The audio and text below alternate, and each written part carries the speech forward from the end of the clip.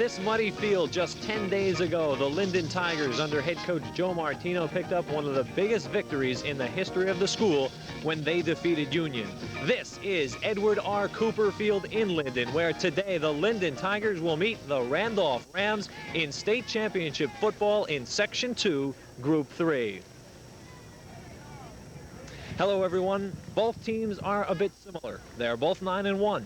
They are both the champions of their respective conferences, and neither one has ever won the title that they are playing for today. Hello once again, everyone. I'm Paul Spahala. With me on the call today is Bill Gatis for what promises to be an exciting state championship football game here in Section 2, Group 3. And Bill, a surprise for us all on this Saturday morning, a light dusting of snow on the ground. It will play an important role in this game today, especially in the kicking game.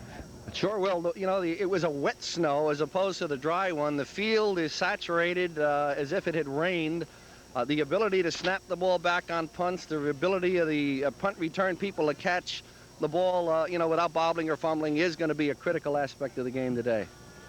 Both teams, of course, had to play on that Thanksgiving Day on muddy fields, and neither one thinks that this field is any worse than the ones they played on Thanksgiving. Linden, of course, a winner. Randolph, a loser on Thanksgiving. But the field is not going to be in that great a shape. It will play an important part in today's game. Well, it will, but both John Bauer and Joe Martino are good, solid coaches. They practice in the rain as if it were, you know, no difference, and their kids are experienced to the off-field, so I think they're going to play I don't think it'll affect them as much as it would maybe other teams. We'll see two running teams today, and let's start off looking at the visitors from Randolph. They have a fine young fullback, Joe Gangemi.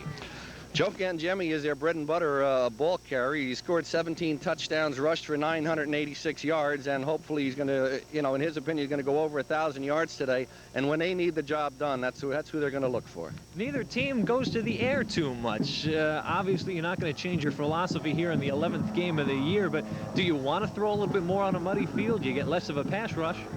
You get less of a pass rush, but also your pass defenders don't have the kind of footing to ward off whatever kind of rush may come. I think, however, the element of surprise, they might pull something out of the bag today and just go to the air a little more than usual, figuring that their opponent wouldn't expect them to throw. The Linden Tigers are also an explosive team that runs their magic on the ground. When they need short yardage, they go to their fullback, John Mack. John Mack is a dynamite football player. Of course, Taylor is their #1 threat, but defensively, no team can key on Taylor because Mack can hurt you just as much, and he's as effective, and he is one of the reasons why Taylor has been so effective, is that they can't defend one ball player. Mack is a solid player who will give you the yardage inside, but he's also a good blocking back. He sure is. He's equally as valuable. You know, in addition to being another running threat to keep him from keying on Taylor, he does block, and one of the reasons that Taylor is so effective is Mack's ability to block. Well, we saw Linden a few weeks ago against Westfield. They have a stingy defense, do the Tigers. Oh, they sure have. They've averaged defensively, giving up only 50 yards per game on the ground, 83 in the air for a total defensive average of 113 yards per game. That's unbelievable. You mentioned his name once. Let's talk a little bit more about him. Craig Taylor comes in as the #2 leading scorer in his county. He is just a phenomenal ball carrier. Well, Craig has rushed for 1,015 yards, and that in itself is a valuable asset. He's also thrown for a touchdown. He punts, does the kicking, and, you know, he's just Mr. All Around. He has been a Super Bowl player all year, and obviously they will depend on him a lot. But one of the men that we do have to keep an eye on defensively for the Tigers, they're all-around captain, and by all-around I mean academically and athletically, Mike Smith. Well, Smitty, again, is like the battery of a car. He's what makes the defense go.